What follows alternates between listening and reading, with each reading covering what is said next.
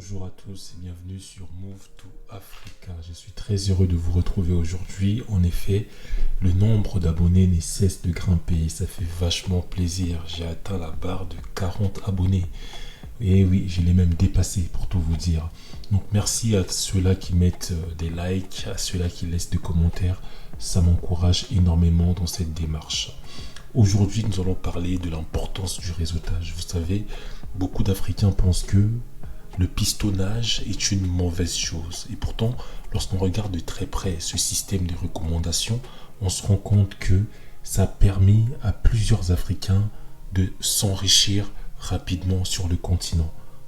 La recommandation a permis à plusieurs membres provenant de la diaspora de pouvoir accéder à des postes à haute responsabilité.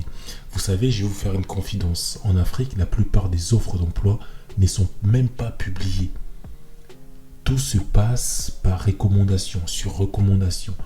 Donc, si vous voulez réussir rapidement en Afrique, si vous voulez vous enrichir en Afrique, il est très important de savoir comment se créer un réseau.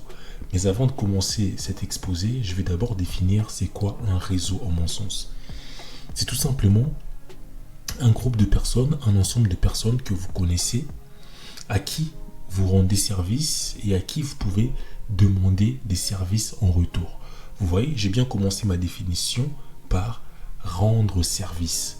Et c'est le mindset que vous devriez avoir. Pensez à donner plus que vous recevez. C'est très important. Mais la question qui se pose maintenant très rapidement, c'est comment se constituer un réseau en Afrique. Et la première des choses, c'est déjà savoir que votre premier réseau, c'est d'abord votre famille, c'est votre premier cercle.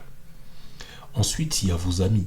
Donc déjà, de par les membres de votre famille, vous pouvez accéder à plusieurs réseaux. Et oui, parce qu'ils peuvent tout simplement vous présenter à leurs amis, à leurs collègues. Et oui, ça vous crée d'autres réseaux que vous pouvez intégrer si vos objectifs y correspondent.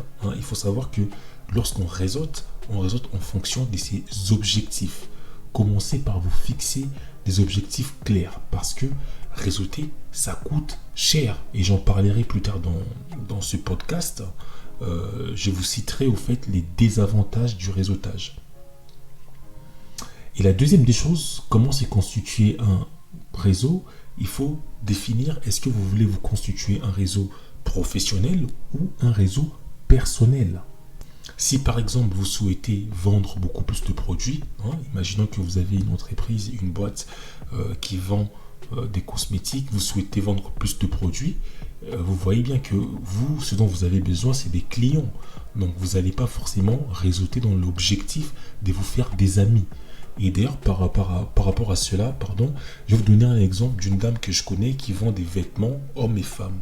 Et qu'est-ce qu'elle fait? Elle cible les réseaux d'entreprise.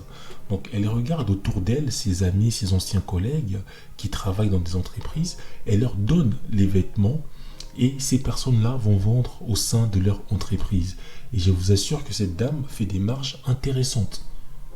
Et parfois, elle donne un petit pourcentage aux personnes qui lui ont introduit dans le réseau d'entreprise. Vous voyez que si vous voulez vendre en Afrique, il ne suffit pas de prospecter. Je conseillerais même de plutôt réseauter. Et je vais enchaîner sur ce point par rapport aux personnes qui souhaitent monter des business en Afrique. Je vous conseillerais le même processus. Avant de monter un business, retournez d'abord en Afrique pendant quelques temps, réseautez dans le domaine dans lequel vous souhaitez créer votre business et seulement ensuite prospecter. Je vous prends un exemple très simple. Vous souhaitez monter un business dans le domaine de l'événementiel. Moi, je vous conseillerais d'abord rentrer en contact avec des photographes, par exemple, des points Instagram.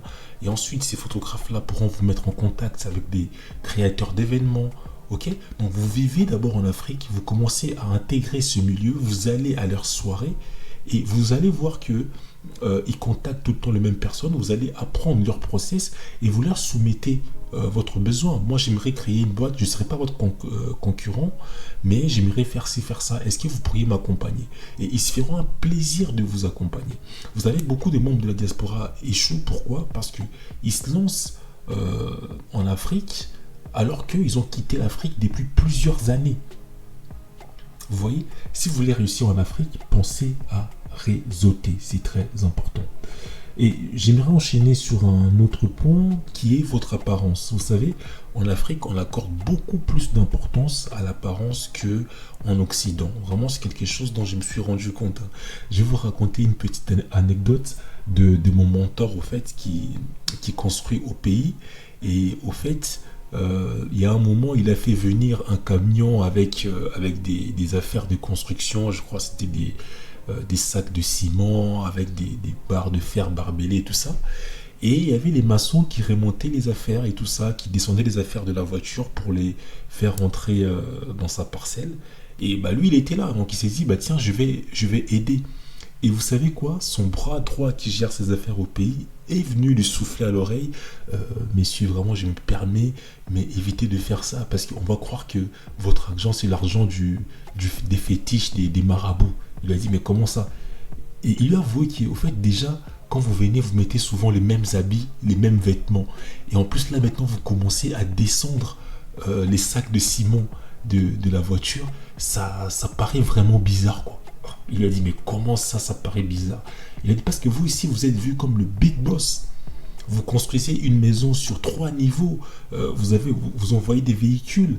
Donc, les gens ici vous prennent pour un big boss.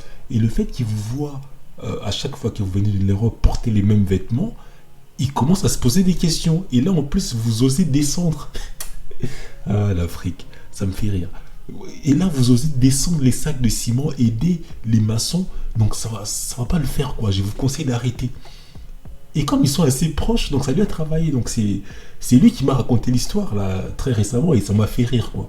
Et même lui-même, il s'est dit que, Michel, franchement, je vais m'acheter plus de vêtements, plus des chemises, spécialement pour l'Afrique, quoi. Donc, vous voyez, c'est une autre mentalité. Donc, je vous conseille, lorsque vous allez en Afrique, lorsque vous allez réseauter, faites attention à votre apparence en fonction des milieux que vous fréquentez. Ça compte énormément. Et aussi même, d'autres personnes vont plus loin.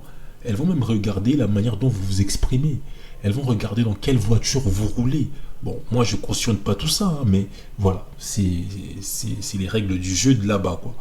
Donc voilà, c'était le point que je voulais soulever dans ce podcast. Et le dernier point, c'est le coût du réseautage. Et oui, sachez qu'un réseautage mal géré financièrement peut vous coûter plusieurs milliers d'euros.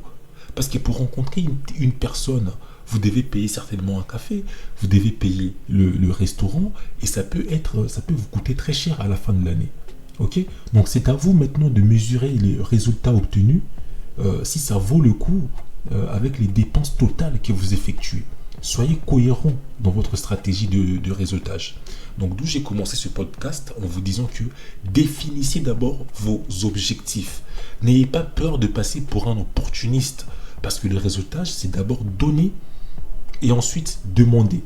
Et en effet, beaucoup de personnes font cette erreur-là. Au fait, elles donnent, mais elles ne demandent jamais. Ça aussi, ce n'est pas bien. Parce qu'il faut donner aussi la possibilité à votre réseau de vous rendre service en retour. Hein? Donc les personnes qui constituent votre réseau vont aussi se sentir utiles. C'est très important. Donc voilà, c'est tout pour ce podcast. Il est 22h37, je reviens du boulot. Et oui, pour info, je suis encore en CDI. D'ailleurs, je vous donne rendez-vous au prochain podcast où je parlerai du CDI notamment et des erreurs que la diaspora commet lorsque elle retourne sur le continent. Voilà, je vous souhaite une très bonne soirée, une bonne nuit. Et avant de finir, je préciserai tout de même qu'il y a beaucoup de membres de la diaspora qui ont des réseaux endormis. Et oui, donc pensez à réveiller votre réseau. Apprenez à dire bonjour. Oui, Michel, mais pourquoi c'est toujours moi qui commence à dire bonjour? Non, apprenez à être humble. Repérez les anniversaires, repérez les fêtes de fin d'année. Hein? Entretenez votre réseau là, ça ne sert à rien de se buter pour créer un réseau et de ne pas l'entretenir. Et il y a aussi des Africains, donc les membres de la diaspora, qui n'ont pas de réseau. Ça, c'est vraiment le cas extrême. Donc, créez-vous un réseau. Sortez de chez vous, allez rencontrer du monde. Soyez assidus. Assistez à des événements de réseautage.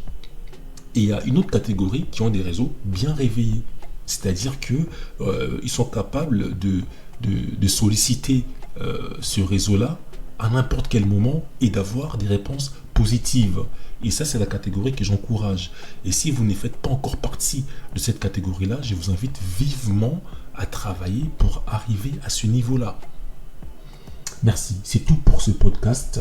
Je conclus. Si vous voulez réussir en Afrique, arrêtez de prospecter, mais réseautez. Bonne soirée.